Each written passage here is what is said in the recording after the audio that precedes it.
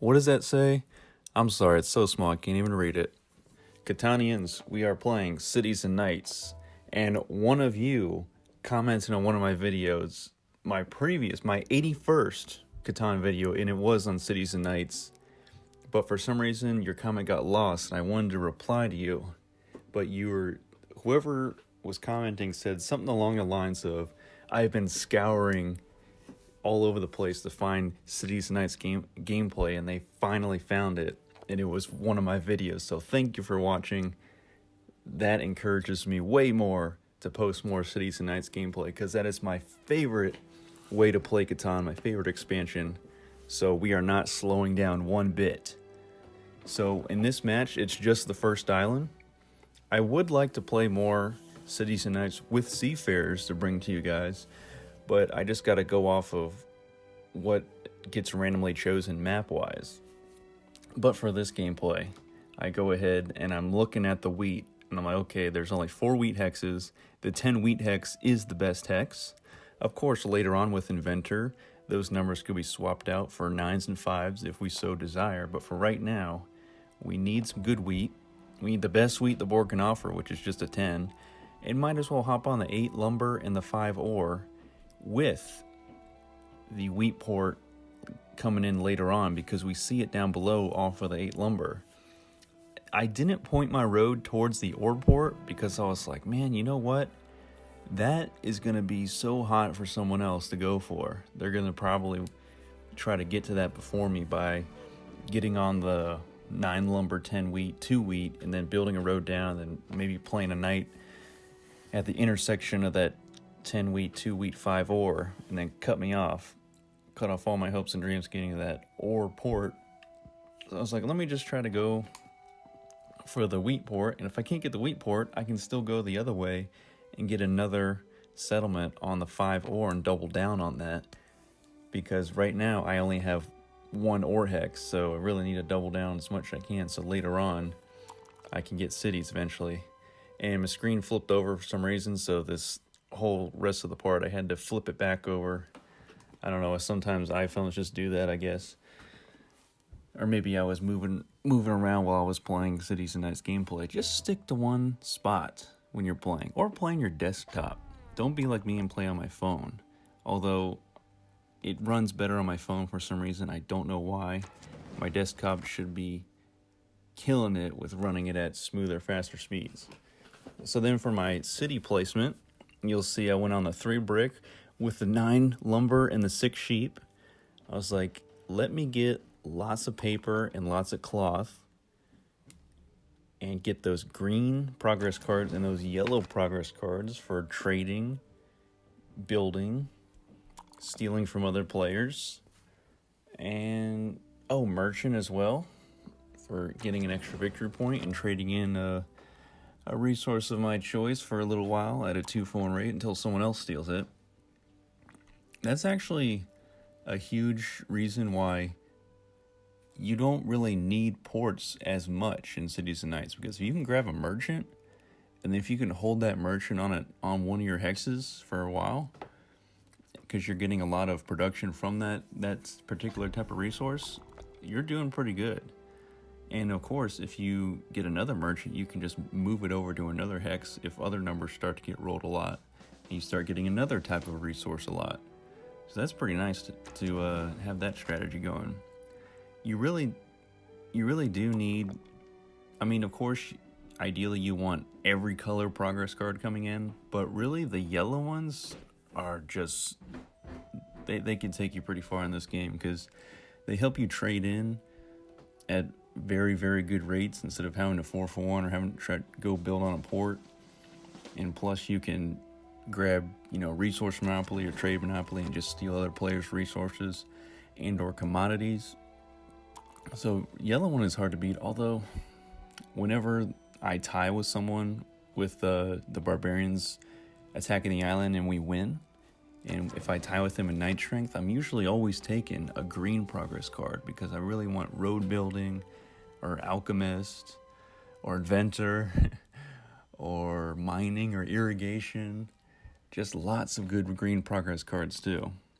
So man, it's really, I know I've rated them before as green being my favorite, then yellow, then blue, but honestly now that I think about it, I think green and yellow are tied, and then blue comes in after that, because there's just so many good yellow and green ones.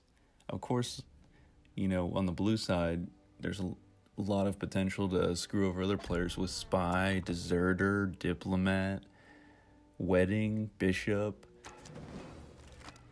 Intrigue is all right. I mean, if you're trying to get to a spot and they cut you off the knight, then intrigue comes in handy, but not too often. So I am able to get my knight out on the board. Everyone has one knight activated, so we will protect ourselves. And I was like, wait a minute, should I upgrade my knight so I can not only win or not have to lose a city, but also get a Defender of Catan victory point? But I was like, before I activate it, let me just wait and see what happens one more round of turns, see if it can get back to me before the barbarians attack. And of course it does. So gray got a green dice after the 4, so I was like, there's absolutely no way the barbarians can attack before I take my dice roll. So I go ahead, I get an 8, I get some lumber, and I'm like, now, right before the barbarians attack, let me go ahead and promote that knight, because red hopefully will usher in the barbarians before they have a chance to upgrade their knight or put another one on the board, and then I'll get a victory point guaranteed. That'll boost me up to 4 victory points. So red is thinking about rolling. They're picking their nose. They're eating some Cheetos, wiping the Cheeto dust off their fingers, and then they roll a 6, but they bring in the barbarians. That's what I wanted. So look at that. I'm up to 4. Barbarians head on back to out back to sea before stocking back up on I don't know, manpower. I guess this is before ships were powered by machinery, so maybe they just need to go swap out their crew for a more well-rested crew to crank on them oars to row on back to Catan. So that's fine. So I do have a level 2 knight. The only thing I'm worried about is if anyone paid a coin to upgrade their blue city improvements, I do not want them to have deserter and thus steal my knight, because obviously the level 2 knight is the hottest knight on the board. But thankfully gray had spy instead of deserter, but they did take my trade monopoly, and now I'm worried they're going to take a cloth from me, because I'm 1 cloth away from getting the trade bonus. But they did not take cloth. I think they tried to take paper, but I don't think anyone had it. So we are good to go on that. A nice 4s roll, but of course I'm not built on a 4. And I'm going to ask for a sheep so that I can 4-for-1 the sheep for a cloth to have 3 cloth, and then get the science bonus by getting the level 3 yellow city improvement. Of course I don't get that. Then a 7's rolled, but I do get a merchant. So like I was talking about earlier in the video, merchant is so critical, especially early on in the game when you're not getting a whole lot of resources and you're kind of stuck in this in between where you have 2 lumber, 3 sheep, and 2 cloth, and you're like, you can't really build anything because you can't 4-for-1 anything. You don't have a 3-for-1 port. You don't have any of the other ports. And then merchant just comes along and is like, hey, have an extra victory point, plus you can now trade one of your resources at a 2-for-1 rate until someone else steals merchant from you. I'm like, wonderful. And then a 3 is rolled. I'm like, wow, now which one do I put merchant on? Because now I have 4 brick. I was originally going to put on the sheep because I had 3 sheep. And I'm looking at it and I'm like, man, I could have gone for the wheat port because I thought red was going to go for the wheat port, but they actually did the same thing I did. They diverted away in the opposite direction because they thought I was going to go for it and didn't want to battle me for it. So they're going for the 3-for-1 port. I'm going to throw down on merchant. I'm going to trade in for the wheat. I'm going to hold off on getting the trade bonus.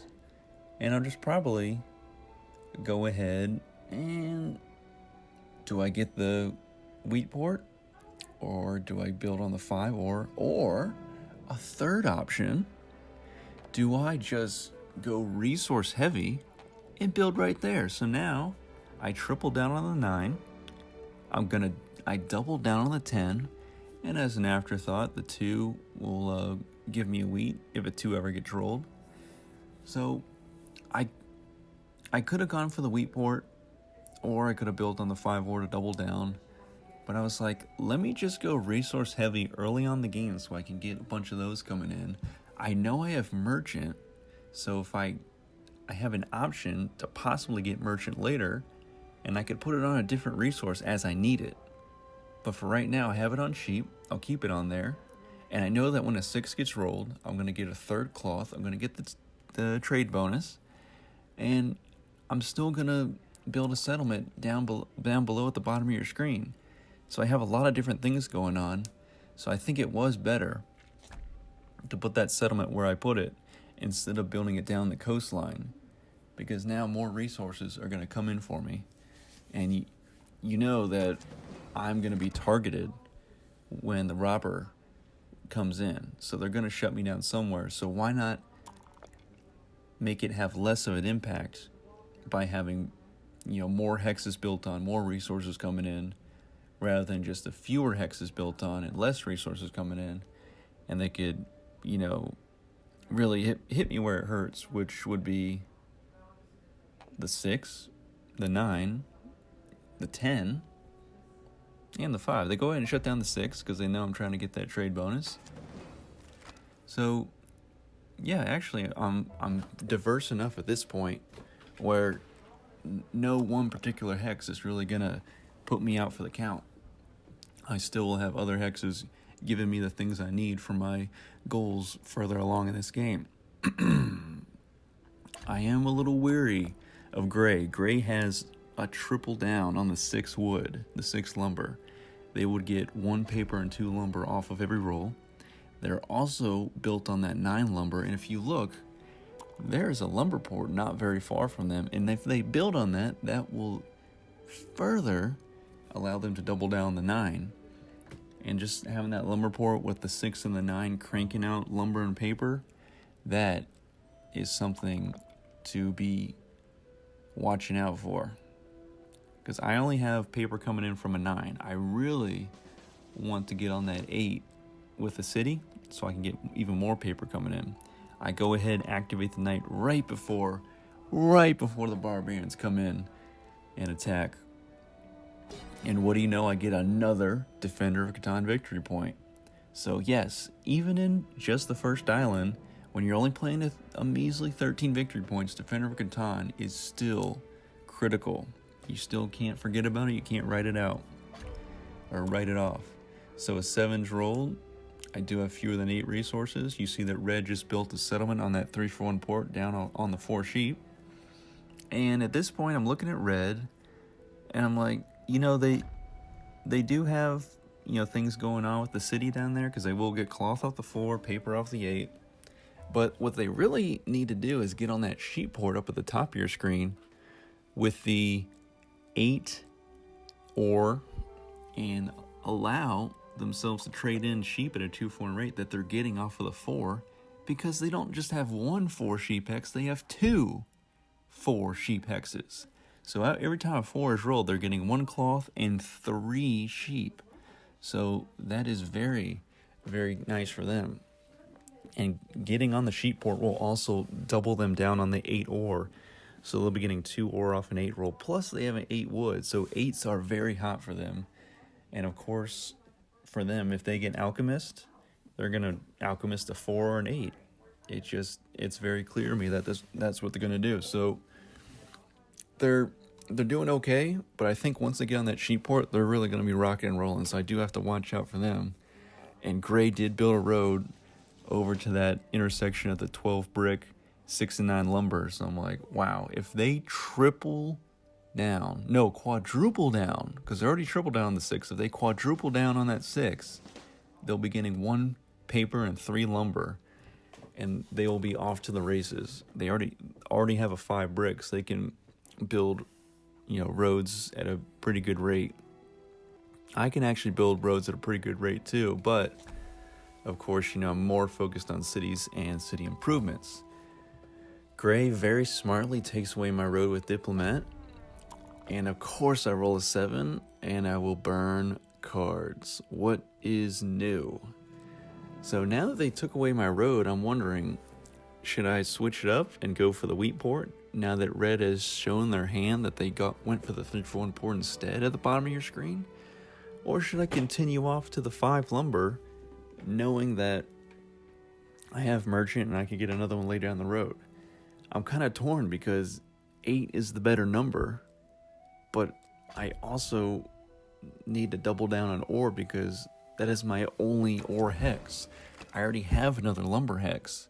And looking at wheat, the wheat port to me is not that important because I only have a 2 and 10 with wheat coming in.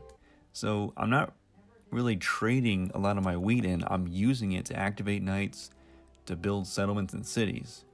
So really the wheat port at this point is not that important to me. So you have to weigh that. Yes, the port looks good, but how important is it to you? How often are you actually going to be using it? And furthermore, you have to look at the other player also going for that port potentially. How important is it to them based off of how many wheat hexes they have, and how often do you see them trading in wheat throughout the game? Now red only has a 3 wheat, so I'm like, the wheat port is actually not very important to both of us, so I might just leave it alone. Of course, gray uses bishop. Very, very good progress card, especially if you're playing with 3 other players, so a total of 4 players in one game.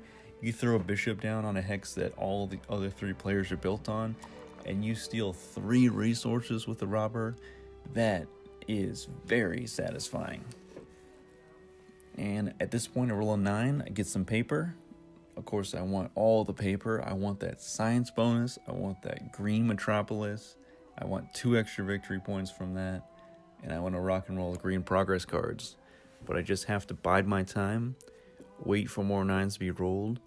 I do have 3 wheat and a stone, and so I'm really waiting for 2 more ore to come in so I can build a city. You know exactly where I'm going to build that city, on the 5 ore, 8 lumber, 10 wheat, for more commodities coming in and coin coming in, because I don't have any blue. Well, actually I do. I think I have 1. I did get an intrigue there. But I want more blue city improvements, blue progress cards coming my way. So that is exactly my next goal, to get another city out on the board. I already have a level 2 knight. Red has 2 level 1 knights, so they're tied with me.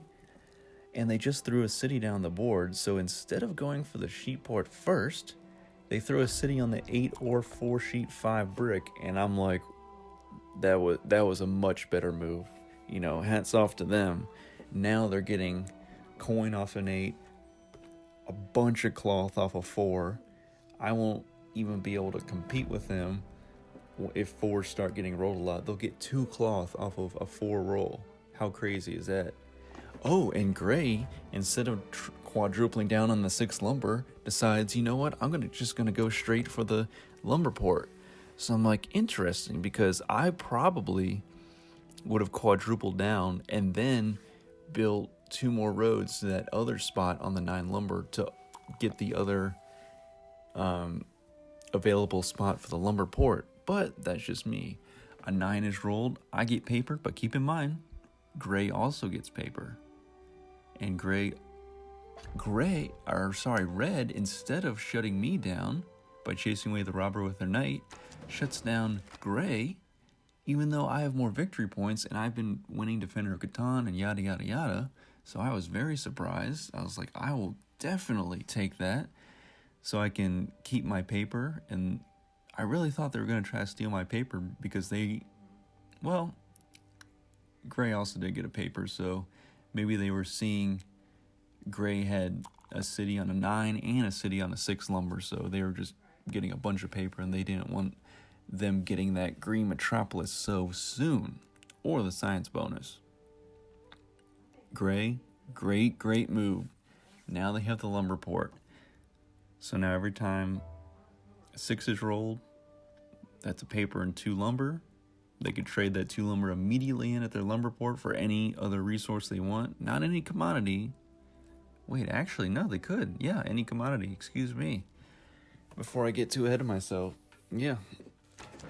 They can take any, trade it in for anything they want. Resource or commodity.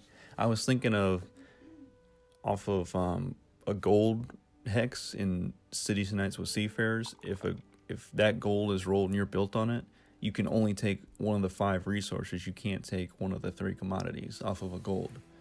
And the same thing goes with the science bonus. You get a resource of your choice, but not a commodity of your choice.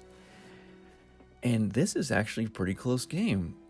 Red not only got a second city, they got a settlement and a sheepport, and then on that same turn that they got the settlement with the sheepport, they got a metropolis. So I'm like, this is crazy. I need to start making some moves here.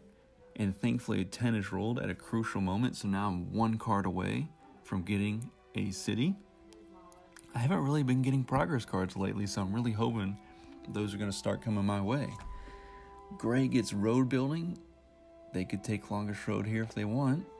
Instead, they're going to go for resource heavy, and they're going to get that spot. That is a good spot, because if they get a settlement on there, they're going to get some paper off the 9 and some cloth off the 4 and double down on the 11, and now they've kind of split the board up, and they take longest road in the same turn. So with that settlement placement, they do split the board up. So now red is forced to diverge to the top of the screen, and I'm forced to go to the right. I can't really make my way over to the left. Yeah, that whole, if you split the board down the middle where the 11 wheat is, and the 3 wheat and the 8 lumber and the 5 brick, I can now no longer go anywhere to that left side of the board. I am stuck to my right side, and the lower right and the right side of the board is the only places I can go build to now. But of course, Cities and Nights, building out is good, but building up is better, meaning cities are better than building out roads and settlements in the long run because of city improvements and metropolises. That is the name of the game in Cities and Nights. And so taking a quick victory point tally, I'm at 8 victory points. Red is at the same. Gray is at 9. They do have longest roads, so that boosted them up, so I'm not super worried about it. I'm more worried about red getting lots and lots of commodities off of their cities. Although gray also has 2 cities, but red does have the metropolis. So now I'm wondering, can I take that metropolis? Or should I not focus on that? Should I go for, a different strategy and maybe hope that gray tries to steal the metropolis from red, because gray should have a lot of paper coming in from the 6 and the 9. Even the 9 is shut down right now, but the rod will get moved off there eventually. I roll a 12, which doesn't help me one bit, but I go ahead, I get science level 2, because even though the science green metropolis has been taken, it is still super valuable to go ahead and grab the science bonus by getting to the city improvements level 3 with the green side of things. So now with 7's rolled, the robber will now come off the 9. We get victory, and I think we tied. Yep, we did tie in night strength. I'll go ahead. I really want a green one, so I'm going to take a green one. I get inventor, and I can't get rid of the 2 because inventor does not allow you to swap 2s, 12s, 6s, or 8s in Cities and Nights, or any expansion for that matter, to my knowledge. So I'm probably going to get rid of the 3 or the 10. Now, it's hard to say what would help me more, because 3 and 10s aren't getting rolled that much, but I might go ahead and swap the 10 so I can get a good number on basically my only wheat hex that's really doing anything for me. Maybe bring me a 5 or a 9 over there. Gray go ahead, they use Smith, so now they're going to ensure that they get Defender Catan, because now they have some level 2 knights down the board. I'm still stuck with just my one level 2 knight. Red has a couple of level 1 knights, so Gray doing a very good job. And we're only, some of us are only 4 victory points away. I'm 5 victory points away from winning because we're only going to 13. So I'm going to use Inventor. I'm going to take away the 9 from Gray, because now I'm realizing, Gray, if they swipe that Metropolis from Red, they're going to pull Red back to 7 victory points, boost them ahead to 11, and then they're only 2 victory points away from winning. So now, at this point, I'm like, you know what? We got to try to take away that longest road. I'm not really in a position to be taking anybody's longest road. I could connect up both my road systems and get this to a 6-length road and then have a chance, but I think Red has the better option to take it. And the reason I say that is because you can break up people's longest road systems in cities and knights. So if you look at where Red is on the 8 ore, see where they just quadruple down on that 8 ore with 2 cities? They could build 1 road down in between the 5 brick and the 4 sheep, put a road, and then put a knight right at that intersection of Gray's road system. And you see, that would be perfect now because Gray is now building out towards the right side of your screen. So if they basically place that knight smack dab in the middle of Gray's road system, it'll cut in half and take it down to, at most, 1, 2, 3, 4-length road, which will take away the longest road so no one will have it.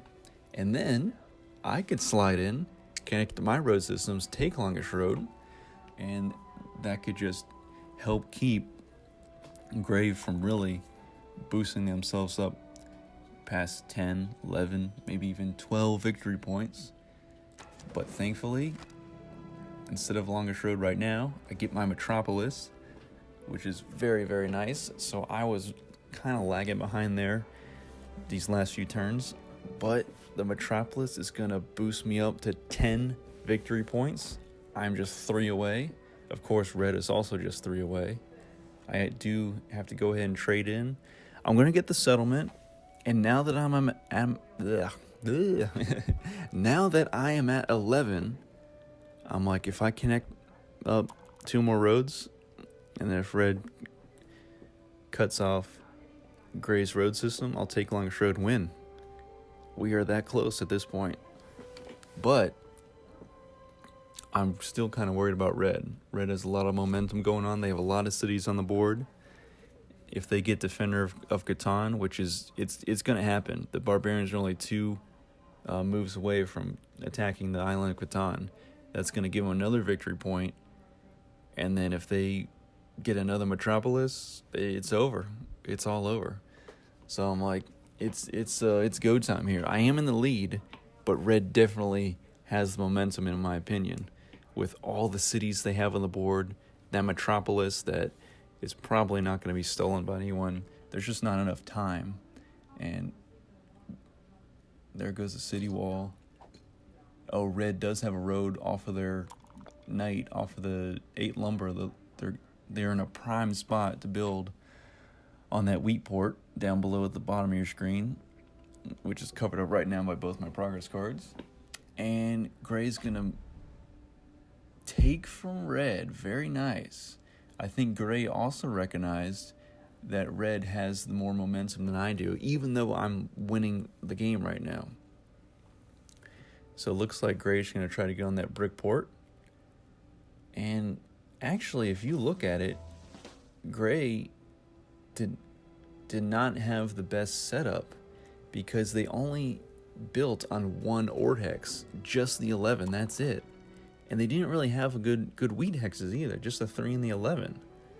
So that's interesting. They seem to be doing very well, but if you look at it, they only built on 1 ore hex, and they have a bunch of settlements on the board. They do have the 2 cities, but they just haven't been really getting things done for Gray.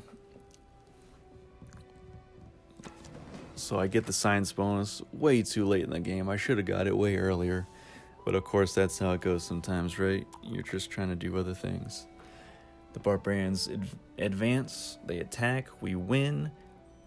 Red wins, basically. They get that victory point, so now they're at 11. They have a bunch of cards that look like 13 cards, maybe. They're definitely going to get another victory point right here. Oh, that's 14. And what are they going to do? Are they going to get a city? A settlement there. So that's 12. They still have 10 cards left. What are they doing here? Can they do anything? They have level 5 on the green city improvements, so that metropolis is now permanently theirs for the rest of the game. Will they pass their turn? They will. So there is still hope. There's still a slight chance, but a 7 is rolled. Why 7s? Why do you have to come at the worst times? So now I have to burn cards. I was thinking about taking Longest Road, but now I have to get rid of all these cards. I still am able to build 2 roads. Gray recognizes that red is about to win this game. And I'm just like, if I can get these 2 roads here out on the board, but I roll a 7. I roll a 7 when I needed a 9. If I rolled a 9, I would have been able to build 4 roads in total, and we would have been rocking and rolling. We would have taken Longest Road from Gray. We would have won the game. And unfortunately, I get a wood. I really wanted a brick from red to build a total of 3 roads. So all I can do at this point is connect up my road system. It's still not enough. I'm just barely behind Gray in road length. So I have to watch red roll the dice and probably win this game on this turn. And they don't even have to worry about upgrading a settlement to a city or anything, because they got a blue progress card, I got Spy, and they got Constitution, which is a free victory point immediately, which boosted them up to 13 victory points, and that is the game. So thanks for watching. What a crazy game. I was so close. I was basically 2 roads away from winning. And that is the fun of Cities and Knights, and the fun of Catan in general, when you are so close. Even if you don't win, when you know that you just needed like 1 more turn to win, there is some enjoyment to be had in that. So thanks for watching. I will see you in the next Catan video, and more Cities and Knights gameplay to come your way. Take care.